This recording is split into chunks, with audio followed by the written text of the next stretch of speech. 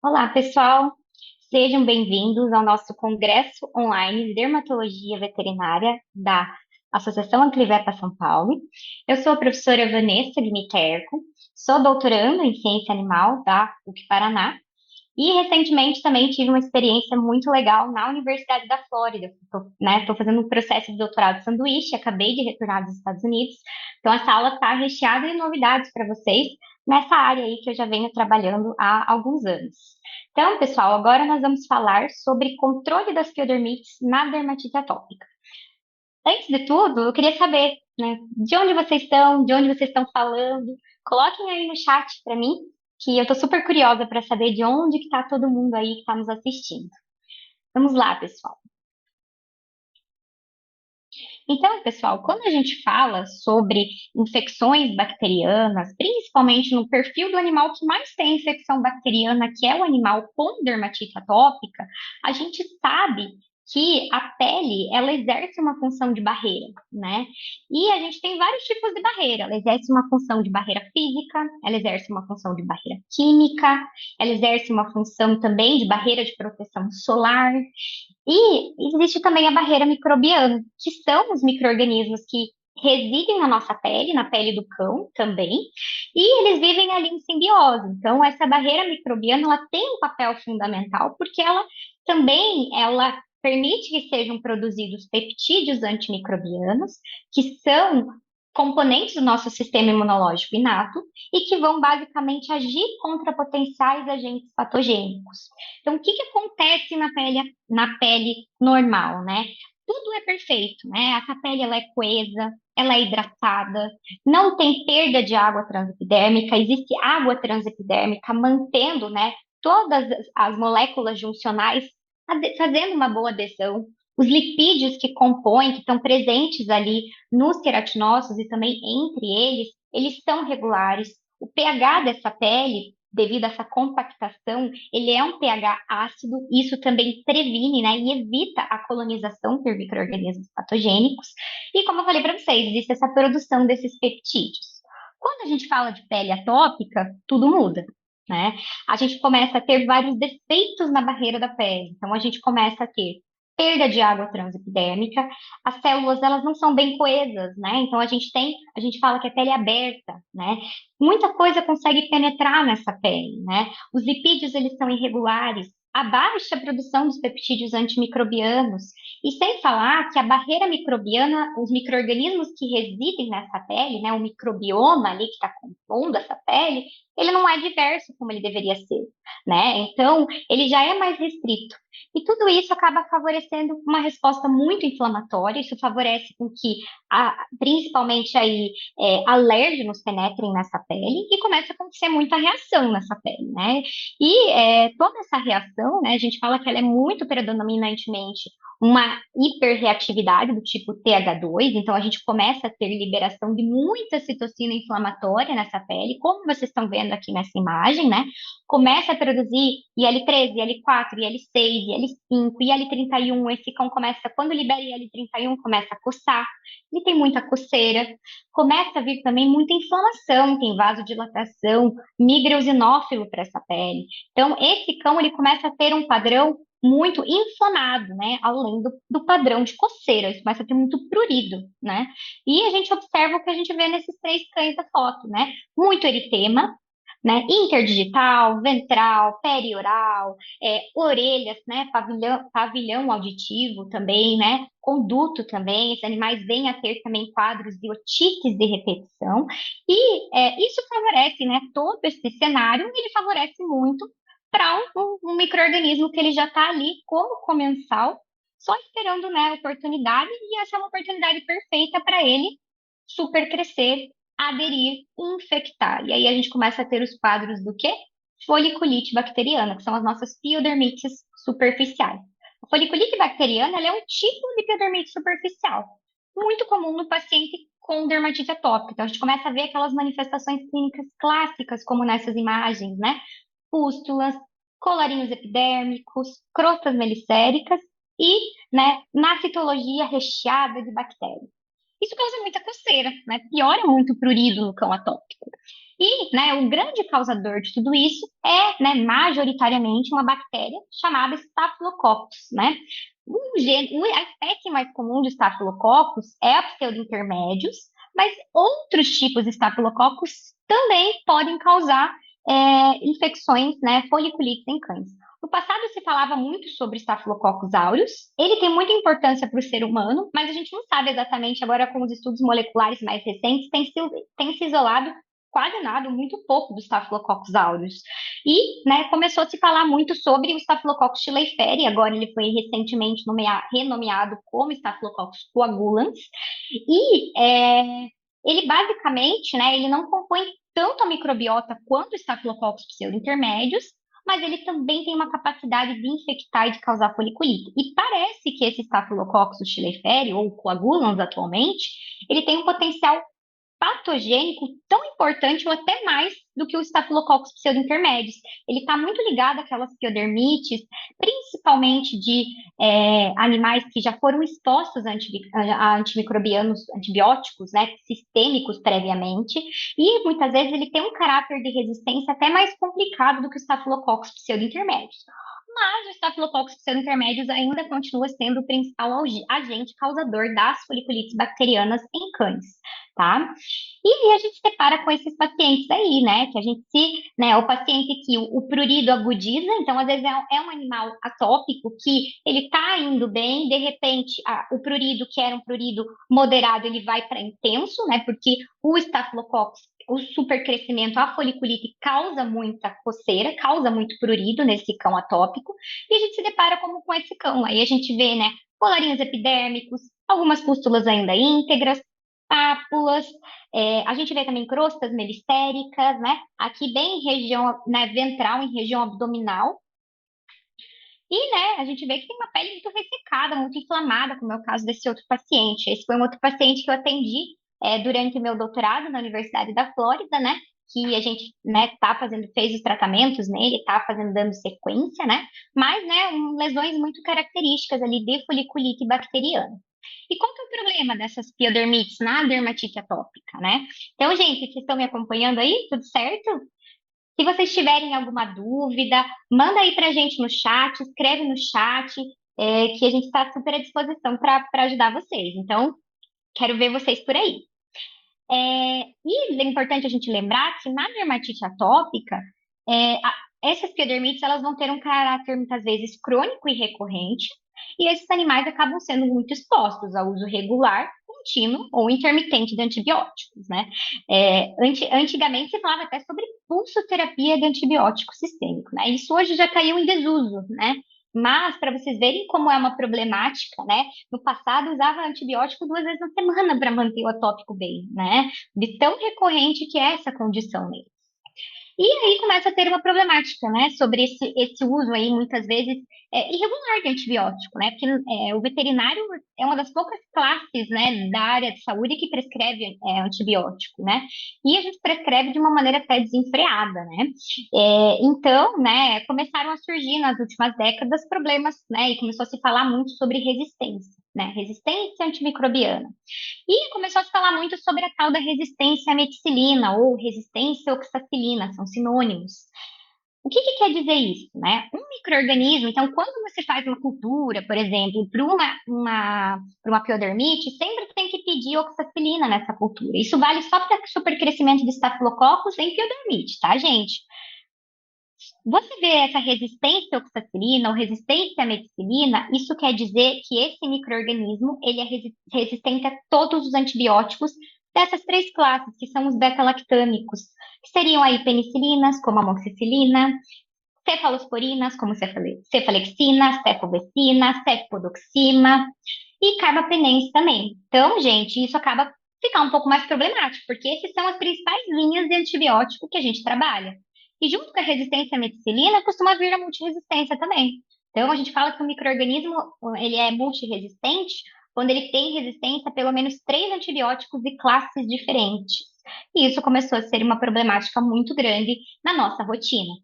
Até, inclusive, trazendo alguns dados para vocês verem o quão preocupante é o uso do antimicrobiano, esse foi o meu artigo recentemente publicado, não tem nem uma semana aí que saiu, né? Muito recente. De 45 cães com foliculite bacteriana que a gente observou no meu estudo, 38 deles, ou seja, 85%, já tinham um histórico de terapia pregressa com antibióticos sistêmicos. Então, né, e isso referente a antibióticos sistêmicos para tratamento cutâneo, tá? Esse é o dado. E sendo que desses pacientes, 30% mais de 3 vezes nos últimos 12 meses. Aí a gente já começa a falar sobre um dado que traz uma preocupação relativamente grande.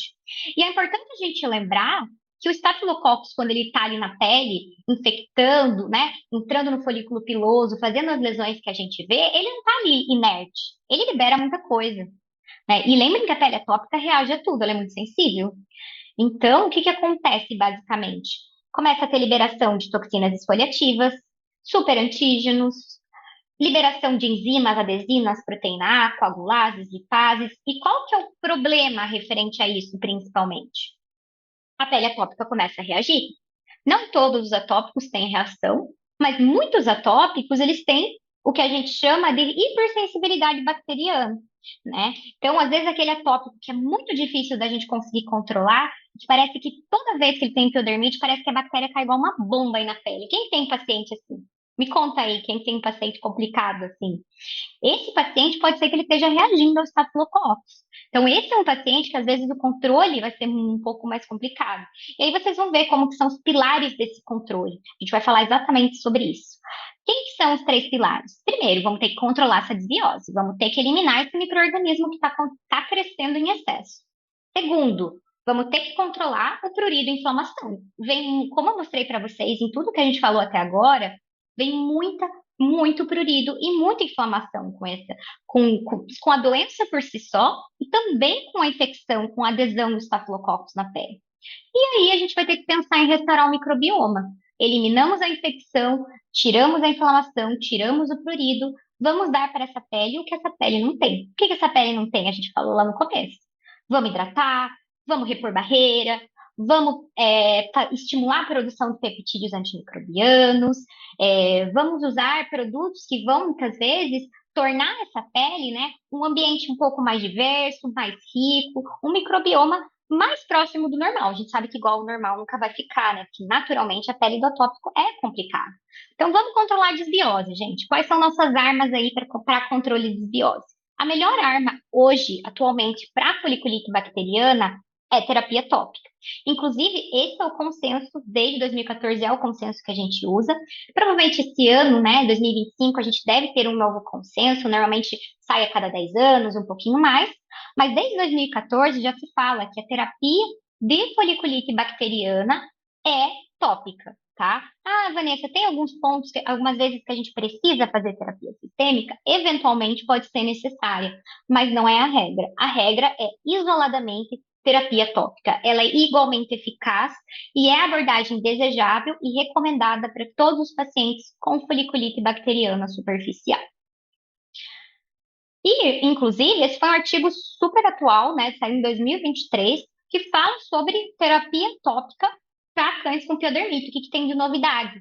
E antes de falar sobre as novidades, ele ressalta muito isso, que no passado a terapia tópica ela era vista como complementar, era algo a mais. Hoje não, hoje é a linha principal, é a primeira linha de abordagem que a gente vai ter, e ela é fundamental para controlar as infecções, inclusive as infecções meticilina resistentes, e tem uma ação direta sobre o biofilme bacteriano, que o antibiótico sistêmico nunca vai ter. Lembrando que quando a gente dá antibiótico sistêmico, ele está vindo o quê? Via sistêmica. E a epiderme, que é onde está a infecção, ela não tem muita irrigação sanguínea. Né? A irrigação sanguínea cutânea está restrita à derme. Então, a gente precisa usar, às vezes, doses altíssimas de antibiótico sistêmico e tempo longo. Então, a terapia tópica é fundamental para a gente fazer uma ação direta ali no órgão, né, afetado. A gente vai ter uma maior concentração do princípio ativo no local afetado com a terapia tópica. A gente vai ter pouca ou nenhuma necessidade do antimicrobiano sistêmico. A gente vai ter menor exposição dos demais órgãos aos antimicrobianos. A gente vai ter muito menos efeito adverso, muito difícil a gente ter efeito adverso realizando a terapia tópica com o produto certo, da maneira correta, e a menor chance de resistência antimicrobiana, que é uma problemática que a gente está abordando desde o início da aula. Sem falar que favorece a revitalização, né? Cicatriza muito mais fácil, né? Eu sempre faço uma analogia, né? Quando a gente tem um problema oftálmico, a gente usa colírio, direto no órgão afetado. Quando a gente tem um problema cutâneo, a gente vai usar terapia tópica, direto no órgão, direto na pele. E quando a gente fala de terapia tópica, aí a gente começa a entrar em um universo de apresentações. Existe creme, existe loção, existe shampoo. O que que é recomendação? Isso é recomendação do consenso. Quando a gente tem quadros mais generalizados, esse cão tem muitas lesões espalhadas pelo corpo, preconiza-se mais o uso de shampoos, loções, sprays e mousses. E quando a gente tem quadros mais localizados, preconiza-se mais o uso de géis, cremes, pomadas, lenços. Claro que a gente pode sempre combinar para ter melhores resultados. E também levar em consideração a opinião do tutor em relação a isso. Né? Ah, né, meu cão ele tem, né, ele tem receio em relação ao uso de spray. Ah, usa mais uma loção, né? Claro que a gente vai ter noções básicas, por exemplo, lesões onde a gente tem, como essa primeira lesão aqui, onde a gente tem muito crescimento, a gente tem muito pelo, né? É uma área pilosa, né? Uma loção aí é difícil que entre em contato com a pele. Então a gente precisa, principalmente, mais uso de sprays, como é o caso que eu estou demonstrando aqui. Enquanto quando a gente tem lesões, como é o caso desse outro cão, tem muitas lesões de foliculite em região abdominal, nesse caso, loção é interessante. Claro que o spray também é viável aqui, né? Mas a loção, né, pode espalhar interessante dessa forma. Nos Estados Unidos eles usam muito mousse, né? Mas a gente não tem muitas opções comerciais de mousse e as nossas formulações de mousse daqui são um pouquinho diferentes de lá, né? Então, quem sabe o futuro seja a gente usar mais mousses, porque eles têm realmente, a formulação permite uma absorção rápida e é fácil de espalhar, então tem uma praticidade interessante. E aí nós vamos entrar nas opções que a gente tem, né? Clorexidina, gente, a boa e velha clorexidina, usada há muitos anos, né, para tratar a foliculite bacteriana, é a substância que tem mais estudos, a gente tem opções comerciais de diferentes marcas aqui no Brasil.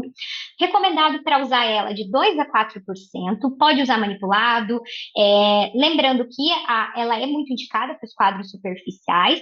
Quando a gente vai usar ela em forma de banho, uma, duas vezes na semana e sempre combinar, gente, com spray, com uma loção, com mousse. Terapia tópica, gente, não adianta fazer um banho por semana, quando a gente está com o animal com piodermite ali. Então, se vai fazer um banho na semana, spray todo dia, spray duas vezes por dia, né? Ou uma loção todo dia.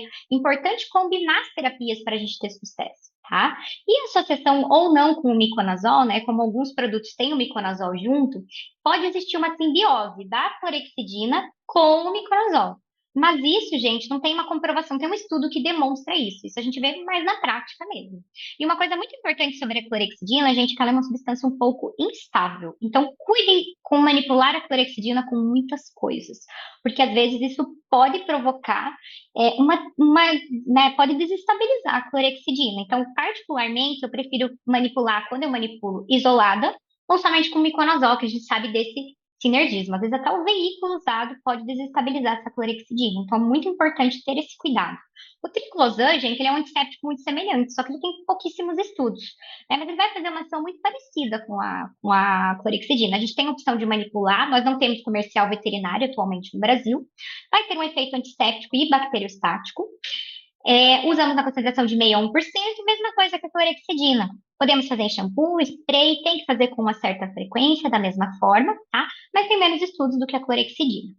Já o peroxibenzoíla, gente, para cão com dermatite atópica, fica aí para vocês, né, o recado. Muito importante vocês saberem que o peróxido de benzoíla, ele não é indicado para cães com dermatite atópica. Por quê? Porque ele vai fazer uma limpeza folicular mais profunda. Ele já é um produto que ele acaba promovendo um contato irritante muito maior.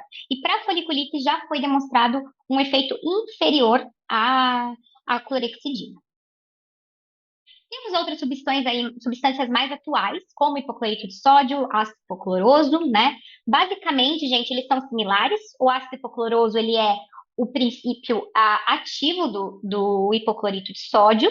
A gente a gente já tem algumas opções comerciais no Brasil do hipoclorito, ácido hipocloroso não, é muito usado no exterior. Podemos fazer uma diluição caseira, né? Diluir 25 ml em 1 litro de água para ficar na concentração de 0,05. Podemos também manipular em shampoo, spray, pedilúvio. Qual que é o problema, gente? Ele é instável. Então, assim, às vezes você usa uma semana, já tem que trocar novamente. Então, às vezes, essa questão de você manipular e deixar muito tempo lá guardado, ele pode perder ali o efeito antimicrobiano dele, tá?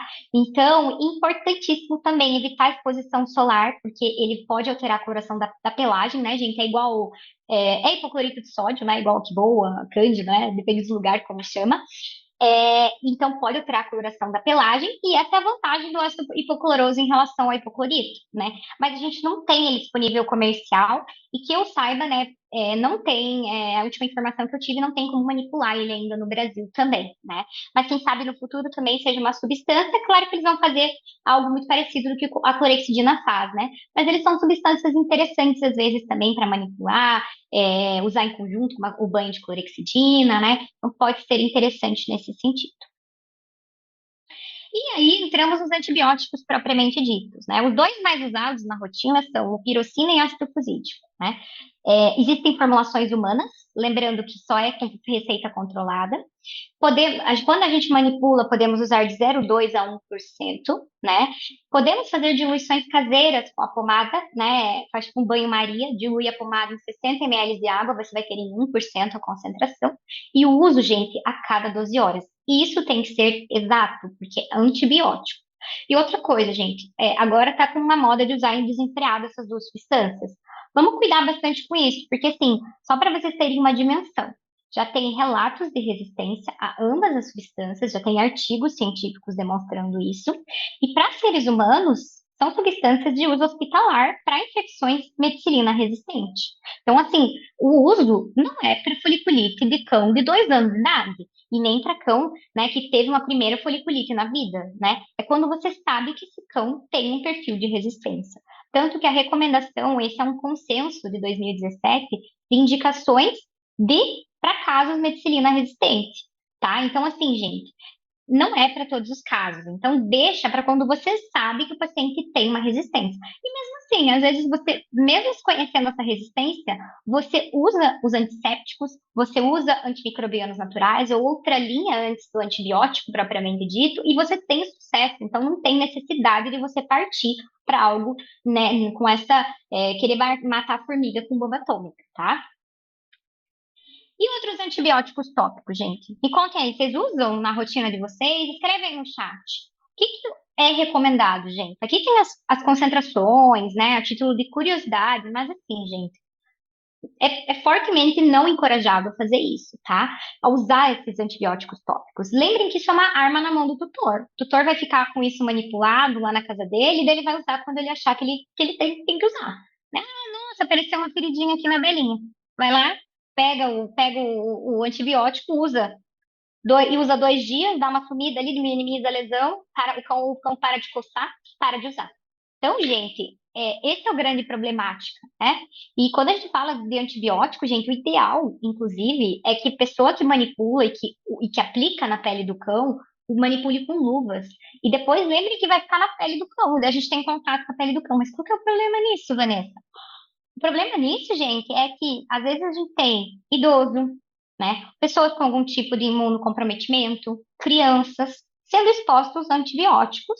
Ainda mais imagina uma pirocina da vida, que para ser humano é usado para quê? Em ambiente hospitalar para infecção multiresistente. E ele já fica absorvendo por via percutânea esse antibiótico que está sendo usado no cão. Então vamos refletir um pouco sobre isso, né? Sobre esses cuidados. Começaram a se falar também, quando eu mostrei esse artigo para vocês, sobre novidades para tratar as foliculites bacterianas. Hoje está muito em auge, né? Muito, né, o uso de fotobiomodulação. A gente sabe dos benefícios, mas esse estudo de 2023, ele fez um estudo in vitro, então isolava lá a bactéria no laboratório e testava com a luz, né, do luz fluorescente, em diferentes condições, e não teve eficácia antibacteriana in vitro, tá, gente? Nem contra estafilococcus pseudointermédios, quanto para áureos. É muito importante a gente pensar que às vezes isso não reflete, né? Claro, às vezes in vivo é uma coisa, in vitro é outra coisa, mas in vitro a gente não teve resultados que demonstraram isso. Então, precisam mais estudos, precisamos entender, porque às vezes pode ser que a gente veja um sucesso aí em vivo, né? Usando diretamente no animal. E começou a se falar muito sobre antimicrobianos naturais, então, óleos essenciais, o uso in vitro deles, né? Lembrando que in vitro é lá no laboratório. Foi demonstrado boa ação, né, de várias substâncias, né? Óleo de canela, óleo de melissa, óleo de alecrim, óleo de melaleuca, todos esses, como esses dois estudos mostram aí pra gente, essa eficácia in vitro. Mas estudos em vivo, né, estavam muito escassos, né? Então, né, esse é um dos poucos estudos em vivo que tem, né, com um spray com extratos vegetais, aí tem vários tipos de planta. Esse estudo, ele não tem, não existe o spray, esse spray que eles utilizaram comercial disponível, né, em nenhum lugar do mundo, mas foi demonstrado uma certa eficácia. Mas lembrando que esse é um estudo de laboratório, gente, em vínculos de laboratório, então é um estudo totalmente controlado, e eles induziam a infecção no cão e usavam de maneira preventiva o spray. Então a gente não sabe qual é o real papel. E foi, acho que, pouquíssimos cães nesse estudo, assim, que foi usado em vivo, sabe? Se não me engano, talvez até um ou dois beagles onde foi usado no cão diretamente.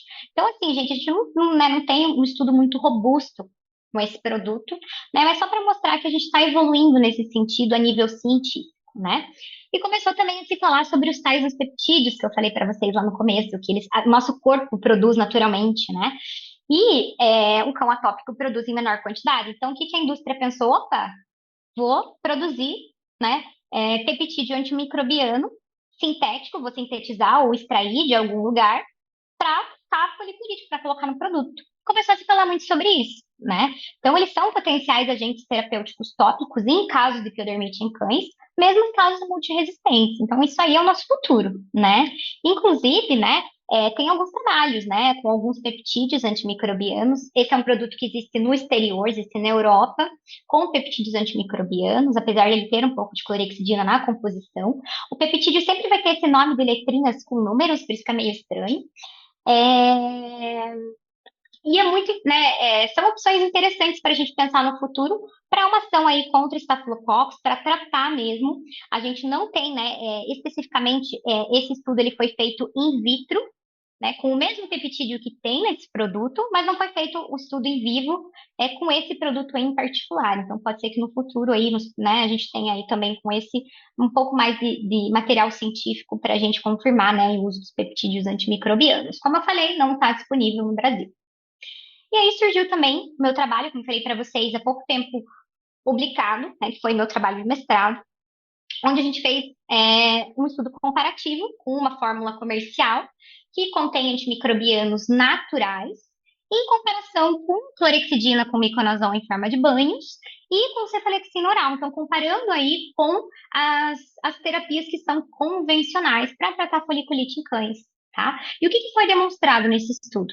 Ao final do tratamento, o grupo que usou antimicrobianos naturais, é, comparando com a cefalexina, teve um resultado estatisticamente igual. Então, tanto faz você usar esse produto ou usar cefalexina oral. Então, e sem falar que os cães com cefalexina oral, 30% tiveram vômito, porque a gente sabe que antibiótico oral dá vômito no cão muitas vezes. E teve um resultado, né, diferente da clorexidina. Então, a clorexidina junto com o miconazol, a formulação que a gente usou, se demonstrou inferior ao uso desses, tanto da cefalexina oral quanto da linha antimicrobiana natural. E a gente avaliou esses cães quanto a coceira e quanto ao número de lesões que esses cães tinham. A gente colocava peridina. E o que que a gente viu, né? Só para vocês entenderem um pouquinho, né? O produtinho em verde é o produto antimicrobiano natural, em azul a cefalexina e em rosa a clorexidina.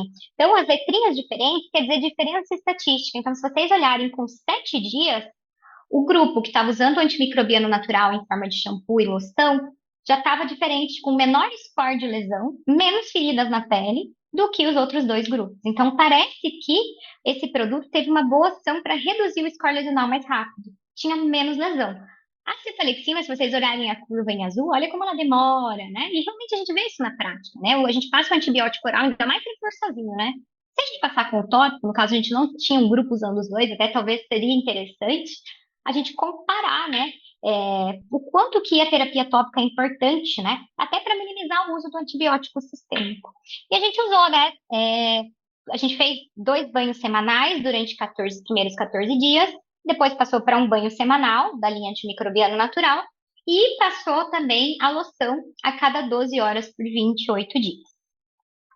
E esses são, né, esse é um dos pacientes onde a gente teve sucesso. Então, se vocês observarem, né, a involução lesional desse paciente, né, no dia 7 pouquíssimas lesões, dia 14 zerado, dia 21 ali, a gente só pediu para baixar o pelinho para tirar as fotos, mas é totalmente resolvido o quadro de foliculite bacteriana por dermatite atópica. Inclusive, esse cão, ele, na cultura dele, resistência à meticilina. Então, era um cão que já estava sendo exposto a um antibiótico de uma maneira assim super desenfreada. Nos últimos 6 meses tinha usado, se eu não me engano, 2 vezes antibiótico sistêmico e sei com pouquíssimo e baixíssimo resultado. E só com a terapia tópica antimicrobiana um resultado bem interessante. E aí também não podemos esquecer, né, em todos esses pacientes trata a infecção, mas tem que controlar o prurido e a inflamação. E aí vem todos os nossos meios, né? Inclusive no congresso, vocês vão falar muito sobre tudo isso. Eu trouxe só um resumo do que a gente faz, né? Controle medicamentoso, muitas vezes é necessário para controlar a inflamação que vem junto com esse quadro de foliculite, restaurar essa barreira microbiana, né? Hidratante, umectante, emoliente, né? Dá para essa pele o que essa pele não tem. Vamos fazer imunoterapia, né? Vamos identificar quais são os alérgenos que podem estar precipitando a coceira no cão e fazer imunoterapia, induzir uma resposta de tolerância, diminuir a inflamação desse cão. É um cão que tem alimento envolvido na doença? Vamos fazer um controle dietético adequado, usar ração hidrolisada ou ração ultra hidrolisada nesses pacientes. Então, gente, vamos ter esses cuidados, que o sucesso depois, para evitar a recorrência da piodermite, é fundamental. E aí vamos falar sobre nossa última etapa, que é restaurar a barreira cutânea e o microbioma desses pacientes. Se vocês olharem nesse artigo, ele até fala que a piodermite superficial possui uma microbiota única e eles têm comunidades abundantemente, significativamente maiores de estafilococos. Então, olha ali em laranja quanto de estafilococos tem, né, em relação aos outros, laranjinha clara ali é lactobacillus. Na pele infectada, onde tem foliculite, onde tem o colarinho epidérmico, cheio de estafilococos. Então, olhem o problema, né? A gente precisa fazer, e a pele normal, o controle, cheio de lactobacillus. A gente precisa estimular coisa boa nessa pele, né? Então, esse é o objetivo de restaurar o microbioma. Como eu falei para você, primeiro passo para restaurar o microbioma é repor a barreira cutânea. Eles estimulam a produção de peptídeos antimicrobianos, hidratam, né, fazem reter água nessa pele, tapam os buracos ali, né? Então, gente, a gente tem muita opção comercial disponível, muito produto de qualidade que a gente consegue utilizar, né? De diferentes marcas, mas é muito importante não manter esses pacientes com terapia antisséptica contínua, principalmente terapia antisséptica, né? A vantagem, às vezes, da linha antimicrobiana natural é que ela consegue também cuidar um pouco dessa barreira cutânea. E aí a gente também, como que eu posso repor? Pensar em substâncias mais posbióticas, né? A gente fala posbiótico, gente, porque o micro-organismo está inativado nessas substâncias, então o termo correto é posbiótico. E algumas ainda têm prebióticos, né? Como é o caso dessa primeira linha, tem, né, sacarose de milho, tem oligosacarídeos, que vão muitas vezes estimular o sistema imunológico desses pacientes. E, né, outras linhas também contendo probióticos, oligosacarídeos, que também vão estimular principalmente produção de peptídeos antimicrobianos e vão minimizar ali o potencial crescimento de agentes patogênicos. É claro que faltam muitos estudos específicos de microbioma usando essas substâncias. Inclusive, a minha linha de trabalho de doutorado nos Estados Unidos foi com isso mesmo, né? Estudar microbioma nesses casos. Fora do país, Estados Unidos, Itália, que é um produto italiano, tem trabalho com ele, utilizando, né, essa substância, que é um dos melhores pós-bióticos, pelo menos que eles gostam muito de usar. Então, foi observada uma redução do score lesional nesses pacientes. E a gente tem também, como é o caso, né, desse produto, né, de linha nacional, que também tem trabalho a nível internacional. E foi mostrado que substâncias como o mária, boldo, podem estimular a produção de peptídeos antimicrobianos. Então, também é uma outra linha de produto bem interessante. E as linhas antimicrobianas naturais, né? Que também, né, como eu falei para vocês, estamos trabalhando no meu doutorado em entender o microbioma, né? Qual que é o impacto do microbioma que esse produto causa, né? Então, antes e depois do uso dele, comparando com a clorexidina. Probióticos orais, gente, poucos estudos, mas é o futuro, né? Tem demonstrado que reduzem score lesional, como é o caso desse trabalho, né? No final vai ter um QR Code que vocês vão conseguir acessar todos os trabalhos que eu mencionei aqui para vocês baixarem e lerem, tá? Muitas deles são pagos, então vocês vão conseguir gratuitamente, né, baixar direto por esse link que eu mandei para vocês. Mas não tem muitos trabalhos com microbioma, então nós temos que focar muito em trabalhos com microbioma, né? E algumas opções a gente usa, né, eu particularmente uso mais de linha humana, como são o caso desses três, porque são probióticos que eles estão mais voltados para a pessoa com dermatite atópica. A gente não tem muitos probióticos de linha veterinária que são pensados para a pele, né? E a gente precisa, né, agora a gente está com bastante linha de pesquisa disso na PUC, vinculado ao Clivepa também, com essa questão de avaliar esse eixo intestino-pele para ver como é que está esse microbioma. Então, gente, para concluir, né, basicamente, né, a gente faz o controle das bioses, a gente tem várias substâncias, clorexidina, hipoclorito, ácido hipocloroso, mupirocina e ácido fusídico, vai ficar para aquele caso resistente. Antimicrobianos naturais, peptídeos antimicrobianos são nosso futuro, agora com algumas opções disponíveis comercialmente, né? Não tinha em nenhum lugar no mundo, agora tem no Brasil. Controle do prurido e inflamação, remédio, muitas vezes atópico precisa de remédio, restauração de barreira cutânea, controle dietético, imunoterapia nesse paciente e vamos restaurar o microbioma, né? Vamos restaurar a barreira cutânea, vamos usar pré, pro, pós-bióticos, peptídeos antimicrobianos e dar para essa pele que essa pele não tem. Então, pessoal, queria agradecer por toda a atenção de vocês na aula de hoje e queria compartilhar com vocês algumas das imagens aí, né, do meu doutorado recentemente, que eu acabei de voltar da Flórida. Então, essa aula aí está recheada de novidades que eu acabei de trazer para vocês. Até em uma das imagens ali vocês conseguem ver eu com o professor Domênico Santoro, ele que escreveu vários dos artigos que eu mostrei para vocês durante a aula e ele foi meu orientador lá na Universidade da Flórida, né? Então, nessa experiência eu consegui, né, aprender muita coisa nova para trazer coisa nova para vocês também. E são coisas novas que a gente compartilha um pouquinho aqui, mas que, né, em outros cursos, como o curso avançado de dermato, curso intensivo de dermato, eu consigo compartilhar muito mais. Então, gente, muito obrigada a todos aí pela atenção. Se vocês observarem aqui nesse último slide, tem um QR Code. Esse QR Code vai levar vocês para os artigos que eu mencionei durante a aula. E aqui vocês têm meus contatos, então me encontro super à disposição para sanar as dúvidas de vocês. Também podem me seguir em rede social, né, onde eu também compartilho um pouco da minha vivência, atendendo, dando aula na Clivepa, e também sobre toda essa parte científica que eu adoro, sobre minha experiência no exterior. Muito obrigada a todos.